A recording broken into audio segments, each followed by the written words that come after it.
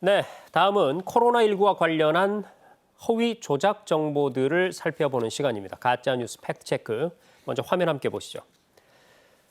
오늘 3개 준비했습니다. 코로나 바이러스에 이은 한타 바이러스 창궐로 전염성이 폭증할 것이다. 네, 이런 얘기 있고요.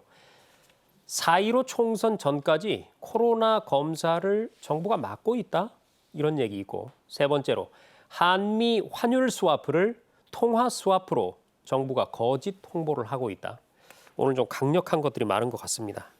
자, 첫 번째 내용부터 보시죠. 바이러스에 대한 불안감이 커진 탓이겠죠. 코로나19에 이어서 한타 바이러스가 덮칠 것이다. 네, 이런 얘기가 온라인 커뮤니티를 중심으로 퍼지고 있습니다. 박 교수님, 네. 사실인가요? 아니 저는 전혀 아닌 것 같은데요. 네. 좀 다른 건 조심해야 될 것 같은데. 박 교수님의 그 미소가 갑자기 안심이 됩니다. 네. 아니 좀 웃겼어요. 네. 개인적으로 왜냐하면 이거는 기본적으로 그 이 한탄강에서 참 제가 한탄강이라는 이름이 툭 튀어나왔는데 이 한탄 바이러스라는 거는 사실은 바이러스 중에 우리나라 이름이 들어간 게 이게 거의 최초일 겁니다. 네. 한탄강에서 그 한탄강에 한탄을 딴 바이러스예요. 그러니까 이거 뭐 굳이 자세하게 얘기할 필요는 없지만 1976년에 이호황 박사라는 분께서 처음에 이거 참고로 특정 바이러스 이름을 따는 거는 바이러스를 발견한 사람이 예를 들면 거기다 의뢰해가지고 이제 지어지는 거거든요. 그래서 그런데 이 인터넷을 찾아보면 한타 바이러스, 네. 한탄 바이러스 이게 네. 공존하더라고요. 네, 그렇습니다. 그래서 이게 이제 최초에는 우리가 이제 전쟁 때 6.25 때 이제 뭐 예를 들면 뭐 들쥐나 이래서 당시의 기록을 보면 한 3,000명 정도가 그 발생을 해서 뭐 수백 명이 돌아가셨다고 하고요. 그 우리나라에는 현재로 그러니까 전 세계적으로 보면 한 16만 명 정도가 발생을 하고 우리나라 정도에도 뭐 한 400명, 500명, 그다음에 치사율은 뭐 적게는 1%, 많게는 뭐 한 15% 정도 하는데 중요한 거는 이거는 이제 우리가 이제 바이러스를 분류를 할 때 호흡기 바이러스라고 그래서 뭐 메르스, 사스, 그다음에 이번 코로나처럼 사람이 기침을 해서 다른 사람 호흡기로 들어가는 이런 게 있고요. 그다음에 이제 매개 질병이라고 그래서 우리 지난 시간에도 한번 얘기를 했던 것 같은데 모기가 매개를 해서 네네네. 일본 내염을 네. 윙하면서 무는 거 있지만 이거는 이제 들쥐나 다른 것들이 매개를 해서 그 사람한테 다른 사람한테 전염을 시키는 거예요. 그러니까 사람에서 사람으로는 뭐 이렇게 얘기를 합니다. 굉장히 극히 낮다. 그래서 통상적으로는 거의 없다는 걸로 보고요. 그래서 이게 이제 뭐 아까 뉴스에 창궐 하느니 제2의 그런 거는 전혀 사실과 다른 거고요. 사실은 더 조심해야 될 거는 우리 결핵이나 네. 이거는 이제 공기 중 감염 정도까지 얘기가 되기 때문에 그런 의미에서 훨씬 더 조심해야 될 거고 이거는 이제 뭐 그 해외에서 나오는 것처럼 뭐 크게 창궐하거나 그럴 내용은 전혀 아닌 것으로 알고 있습니다. 그렇군요. 그럼에도 불구하고 이런 얘기를 퍼뜨리면서 공포심을 조장하는 사람들이 있다는 건데 과연 뭘 노리고 이런 얘기를 퍼뜨리는 걸까요? 여러분 믿지 마십시오. 두 번째입니다. 4.15 총선 다가오면서 음모론이 굉장히 여러 가지들이 나오고 있습니다. 그런데 정부가 총선 전까지 코로나 검사를 막고 있다. 최 의원님, 뭐 사실 아니죠? 네, 가짜 뉴스입니다. 네. 근데 이 가짜 뉴스는 저도 받았어요. 직접. 네. 네, 받았는데 거기 의사들의 카페가 나오고 의사의 실명이 거론이 됩니다. 네. 그러면서 그 의사가 지금 장난 아니다 막 이런 얘기가 같이 붙어 있습니다. 그리고 만약에 지금 검사를 해주면 이게 나중에 불이익을 준다. 아주 강압적인 분위기다. 무섭다. 이런 개인 멘트가 같이 들어있어서 정말 속기가 쉬운 것 같은데 네. 이거 거짓말입니다. 그리고 심지어 정부가 코로나 바이러스 감염증 관련한 규칙을 개정해서 못하겠다. 이렇게 얘기를 하거든요. 네, 근데 가짜 뉴스는 늘 사실이 들어있잖아요. 네. 그게 사실이에요. 정부가 코로나 바이러스 감염증 19 대응 지침을 개정한 게 맞습니다. 네. 그런데 그 개정한 내용을 보면 첫 번째가 의사 소견에 따라 원인 이상 폐렴 등 코로나19가 의심되는 자는 검사받을 수 있다. 의사 소견에 따라 검사받을 수 있다. 네. 두 번째는 중국 등 코로나19 지역 전파가 있는 국가를 방문했는데 14일 이내에 37.5도씨의 발열이 나거나 호흡곤란, 기침 등의 증상이 나타나면 검사받을 수 있다. 네. 세 번째는 코로나19 국내 집단 발생과 역학적 연관성이 있거나 있는데 내가 네. 14일 이내에 발열이 37.5도씨가 되거나 호흡기 증상이 있으면 검사 받을 수 있다고 구체적으로 검사 받을 수 있는 내용을 적시하는 방향으로 개정이 된 겁니다. 네. 그런데 이걸 거꾸로 총선 이전에는 검사 받지 못하게 지금 아주 강압적인 조치를 취하고 있다라는 가짜 뉴스가 만들어진 것인데 이 진단과 관련하여 이 키트와 관련하여 조금 우려스러운 언론 보도가 있었습니다. 네. 그거 다 보시고 가우뚱했을 텐데요. 왜 국내 기업들이 지금 코로나 진단 키트 수출해 달라고 요청을 받고 있다. 그게 네. 몇 개국이다. 뭐 이런 얘기 있었잖아요. 현재 117개국까지 그렇게 되고 있습니다. 그래서 외교부가 미국에 곧 진단 키트가 수출될 것이다라는 얘기를 이제 발표했어요. 네. 공식적인 발표였다기보다는 이제 질의응답 과정에서 이에 대해서 그 한 신문에서 이렇게 네. 했습니다. 보도를 했는데 외교부는 미국에 우리의 진단 키트가 공급 개시될 것이라고 얘기했는데 자기들이 취재해 보니 그 기업이 ABC다. 그래서 기업 이름을 밝혔어요. 네. 그래서 그 기업에 전화를 해봤더니 우리는 통보받은 바 없다라고 기업에서 얘기했다. 네. 그렇기 때문에 이것은 혹시 정부가 총선 앞두고 홍보하려다가 무리수를 둔 것이 아니냐 이렇게 보도를 한 거예요. 그럴듯하죠. 그런데 이걸 또 취재를 해보았습니다. 그랬더니 이게 미국이 우리가 일전에 미국 의회가 대한민국은 잘하는데 왜 못하냐 난리 났었다고 네. 했잖아요. 근데 그 이후에 또 의회가 열렸는데 거기서 구체적인 지적이 나왔다고 합니다. 그러면서 한국 진단 키트를 들여오냐 이런 질문이 나왔고 그렇다. 그럼 구체적으로 어느 기업이냐라고 질문하니까 절대로 답을 안 했다는 겁니다. 그래서 왜 답을 안 했냐 살펴봤더니 미국이 비상사태를 선포한 이후 대한민국 어느 기업에서 진단키트를 들여오냐는 문제는 이미 군사 기밀 사항으로 넘어갔다고 합니다. 네. 그래서 확인해 줄 수 없다.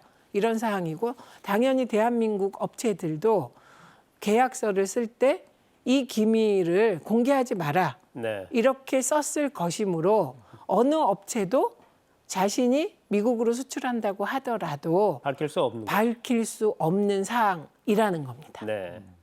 아니, 제가 하나 추가드리면 네, 아까 이 말씀하십시오. 루머 얘기해서 말씀드려도 되죠? 네, 네. 이게 일본이 이렇게 비슷해요. 이 루머는 일본 가서 얘기를 해야 될 것 같은데 뭐냐면 일본이 그 한참 올림픽 그 연기가 되기 전에 환자가 거의 없었잖아요. 그렇죠. 그래서 그거 이제 사람들이 일본은 환자가 검사를 받으려면 어떠냐고 그러면 정확하게 4일 이상 몸이 37.5도 그러니까 불덩이가 된 거를 확인해야 그다음에 검사를 해줘요. 그렇죠. 일본이. 그러니까 낫든지 아니면 뭐 완전히 그냥 힘들게 되든지 이렇게 되기 때문에 확진 순서가 안 나오는 거예요. 그리고 다만 이제 엄청 노약자이고 몸이 아픈 이런 예조항 몇 명만 있지 저희 같이 건장하고 의원님 같이 이런 분들은 사흘 동안 몸에 그냥 줄줄줄 아파요. 그런 거예요. 그래서 이거는 이 루머는 일본에다가 얘기를 해야 될 상황인 거지 우리나라는 절대 그렇지가 않고요. 그리고 자기가 검사할 대상이 아니에요. 의사가 보기엔. 그래도 내가 검사하고 싶다. 나는 좀 미심쩍어. 원래 좀 불안해. 건강에 문제다. 이러면 10몇만 원 내면 그냥 검사해줘요. 그러니까 전혀 이거는 뭐 얼토당토하는 얘기라서 제가 근데 말씀드리는 검사를 했어요. 그런데 양성으로 나오면 정부가 부담하죠. 그 그렇죠. 비용을. 네, 양성으로 나오면 돌려줍니다. 자, 이렇게 정리를 해보겠습니다. 우리 박 교수님께서 말씀을 잘 해주셨는데요. 한국 정부가 4.15 총선 전까지 코로나 검사를 막고 있다. 단어를 2개 바꿔볼게요. 일본 정부가 올림픽 전까지 코로나 검사를 막았었다. 네, 그럴 가능성이 굉장히 높다. 판단은 시청자 여러분에게 맡기도록 하겠습니다. 다음 얘기로 넘어가 볼게요. 네, 얼마 전에 600억 달러 규모의 한미 통화 스와프가 체결이 됐습니다. 공식적으로 발표가 났죠. 그런데 이와 관련한 가짜 뉴스가 퍼지고 있다고 하네요. 자, 윤 평론가님 어떤 내용인가요?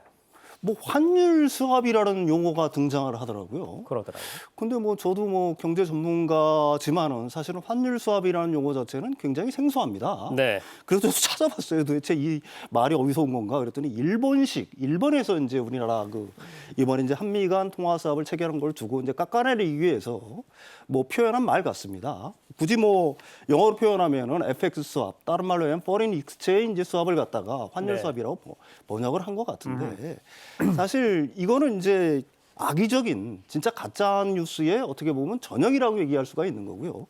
특히 이제 통화 수합이라든지 아니면 뭐 금리 수합이라든지 수합자가 들어가면은 사실은 경제를 잘 모르는 사람들은 전혀 이해를 못해요. 경제 전문가들도 사실 이 내용과 구조를 갖다가 정확히 파악하고 있는 사람들이 그렇게 많지가 않습니다. 네. 일단 통화 수합이 분명합니다. 중앙은행 간 거래예요. 그러니까 미국의 연준과 우리나라 한국은행이 체결한 양자 간 거래입니다. 그렇죠. 이제 양자 간의 이제 표현하는 방식은 약간 틀립니다. 한국은행 같은 경우에는 한국과 미국 간 통화 수합 거래라고 얘기를 하는 거고요. 미국의 연준의 표현은 뭐냐면은 일시적 미국 달러 유동성 공급 계약이다. 네. 이게 약간 좀 차이가 납니다. 근데 왜 이런 차이가 나냐면은 여기에 통화라는 단어가 안 들어가 있지 않냐라고 이제 이 사람들은 주장을 하는데 US 달러가 통화 아닌가요? 그렇죠. US 달러 자체라는 게 통화인 거고요. 네. 그다음에 보통 미국의 연준이 시중에 유동성을 공급할 때, 통화를 공급할 때, 미국 달러를 공급할 때 보통 유동성 공급이라는 표현을 많이 씁니다. 따라서 이게 둘 사이에 차이는 없는 거고요.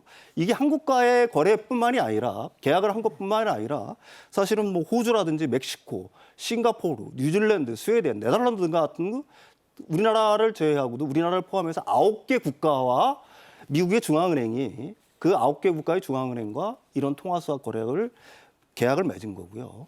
여기서 또 주장하는 건 그래요. 뭐 굳이 이제 표현을 하자면은 절차가 복잡하고 즉시 대응이 어렵다라고 했는데 네. 이미 600억 달러 우리나라에 들어왔고요. 네. 그다음에 오늘 날짜로 120억 달러가 시중에 풀렸습니다. 공급이 됐죠. 이게 말이 안 되는 얘기예요. 그렇죠. 이런 거 어떻게 보게 되면 굉장히 어려운 용어를 가지고 용어 장난을 하고 있다라고 보는 거고 네. 더 심각한 거는 일본이 왜 이런 어떤 소문이라든지 루머를 퍼뜨리는지 도대체 모르겠는데 그걸 그대로 차용을 해가지고 네. 전문가 인양 포장을 해가지고 이런 잘못된 뉴스를 갖다가 일반인들한테 공급한다는 게 굉장히 큰 문제 같습니다. 네. 네네. 자, 경제와 관련된 가짜 뉴스는요. 어려운 용어들을 가지고 우리의 시선을 흐리는 경우가 많이 있습니다. 방금 우리 윤 평론가님께서 눈높이 설명을 잘 해주셨는데 정리를 좀 해볼게요. 이렇게 주장을 합니다. 가짜 뉴스는 한미 통화 스와프는 원래 통화 스와프가 아니다. 뜯어보면 그것은 한미 환율 스와프라고 표현해야 맞는 것인데 정부는 그걸 통화 스와프라고 표현하고 있다. 거짓 홍보다. 그런데 이 한미 환율 스와프라는 건 뭐냐? 너무 절차가 복잡하고 하기 때문에 오래 걸린다. 그래서 크게 실효성이 없는데 정부는 그걸 통화 스와프라고 얘기한다라고 주장을 했던 것이죠. 그런데 오늘 이 한미 통화 스와프 600억 달러 중에 이미 1차분 120억 달러가 시중에 풀렸습니다. 절차가 뭐 길어서 오래 걸리나요? 네, 그래서 이 가짜 뉴스를 주장하는 분들이 굉장히 지금 머쓱해졌다는 그런 얘기 전해드립니다.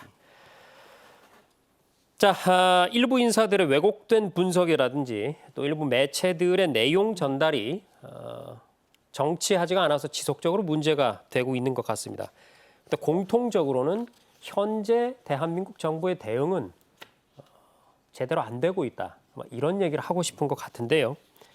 문제는 이게 국민과 정부 사이의 어떤 그 이간질이랄까요? 믿음을 깨는, 그래서 불안을 가중시키는 그런 역할을 하고 있지 않습니까? 예, 그렇습니다. 우리가 가짜 뉴스가 국제적으로 퍼지고 있다. 그 한번 검토해 봤잖아요. 네. 그중에 귀여운 가짜 뉴스가 있었습니다. 그렇죠. 그게 베네치아의 수질이 개선됐다. 네, 뭐. 그 물에. 그래서 그 돌고래가 수로에. 돌아왔다고 예, 그래서 그러고. 돌고래가 돌아왔다. 이런 정도는 공포를 조장한다고 볼 수 없는 그야말로 귀여운 가짜 뉴스입니다. 네. 그런데 지금 이 프로그램에서 우리가 계속 검토하고 있는 가짜 뉴스는 이게 일관되게 하나의 목표로 흘러가고 있습니다. 애초에 코로나19가 터졌을 때 총선을 앞두고 정부 여당에 대단히 악재가 될 것이다.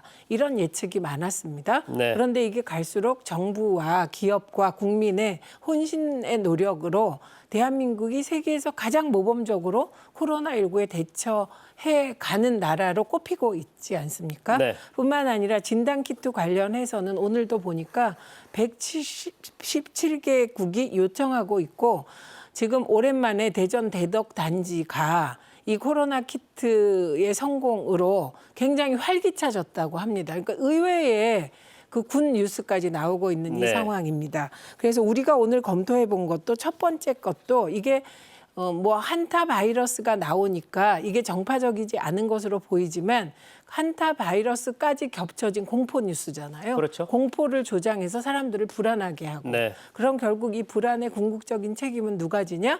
정부 여당이 지게 되는 것이거든요. 뿐만 아니라 좀 아까 살펴봤던 그 총선 이전에 코로나19 진단을 받지 못하게 하고 있다. 이건 노골적으로 정부가 총선을 위해서 이게 정말 코로나19 확산을 막고 있다는 가짜 뉴스. 이건 아주 직접적으로 정부 여당에 타격을 주겠다는 거고. 네. 지금 말씀하신 소위 저도 오늘 처음 알았는데 환율 스와프라는 말이 있었구나. 네. 이거 알았거든요. 근데 이 부분은 사실 대한민국 정부가 코로나 문제를 방역 문제에서 경제 문제로 이게 확산시키면서 확대해서 대책을 세우면서 첫 번째 취한 조치가 한미 통화 스와프 600억 달러입니다. 그 네. 이유는 우리가 이미 환율로 인하여 IMF를 겪었기 때문에 그가 큰 틀의 방어벽을 쳐놓고 그렇습니다. 다시 경제 대책을 세부적으로 세워나갔거든요. 가장 잘한 부분을 흔드는 거죠. 이것도 누군가 정파적인 목적에서 만들었다고 생각합니다. 네, 잘 알겠습니다. 저희가 매일 이 가짜뉴스 팩트 체크 시간을 가지다 보니까 저절로 정리가 돼가는 것 같아요. 가짜뉴스의 특징, 오늘 두 가지 정리를 해볼게요. 첫째, 10%의 진실을 섞는다. 그렇습니다. 10%의 사실을 섞습니다. 그래서 누군가가 가짜뉴스 아니야라고 얘기를 하면 봐, 여기 사실이 있잖아. 이렇게 얘기를 하는 것이죠. 두 번째, 가짜뉴스는 반드시 그걸 퍼뜨림으로 해서 이득을 보는 세력이 있습니다. 네. 과연 이 뉴스가 퍼짐으로 인해서 누가 이득을 볼까? 이 부분 잘 생각해 보시면 가짜뉴스 가려내는데 도움이 될 것 같습니다.